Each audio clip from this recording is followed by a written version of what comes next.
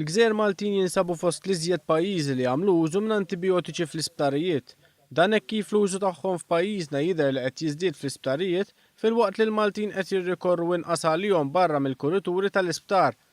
Ċifri pubblikati miċ-Ċentru Ewropej għall Prevenzjoni u Kontroll tal-Mart juru kif is-sena li għaddiet naqsu b'25% dawk li ħadu l-antibiotiċi. One News tkellem mas-Superintendent tas-Saħħa Pubblika Charmaine Gauci li spjegata li huwa negattiv li l-użu tagħhom żdied daqshekk. Hija sfortuna li nibdew naraw li l-antibiotics jibdew jintużaw iktar frekwenti għaliex meta jkun hemm dan is-sitwazzjoni il-mikrobi jibdew jibnew reżistenza. Meta il-mikrobi jibnu reżistenza inti jkollok il-problema li eventwalment ma jibdix ikollna antibiotics effettivi biex inkun nistgħu noqtlu l-infezzjonijiet li jkollna. L-antibiotiċi ma jingħatawx fl-idejn kif ġiġi u biex wieħed jixtrihom mingħand l-ispiżjar irid bil-forsi kollu riċetta tat-tabib. Sistema li kif qaltilna Charmaine Gauci naqset ħafna mill-użu tal-antibiotiċi barra l-isptarijiet. Inti biex tagħti l-antibiotics irid ikollok it-tabib li jara x'inhi l-kondizzjoni tal-pazjent.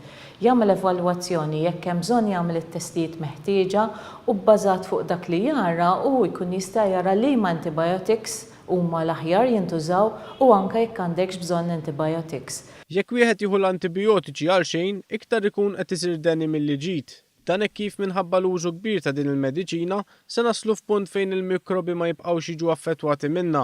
Dan fil-waqt li mhux il-mart kollu jista' jitfejjaq bl-użu tagħhom. Meta nużaw l-antibiotics dawn għandhom jintużaw meta nkun hemm suspett jew inkella konferma ta' bacterial infection. Dawn qatt m'għandhom jintużaw meta jkun hemm viruses bħal pereżempju fil-każ tal-influenza jew inkella rieħat komuni. Hekk kif ir-reżistenza tal-mikrobi dejjem tkompli tiżdied, ir-riċerka biex jinstabu iktar antibiotiċi jaħdmu tibqa' għaddejja. F'pajjiżna jsir monitoraġġ tal-liema antibiotiċi l-iktar ikun qed jintużaw u kif qed jintużaw.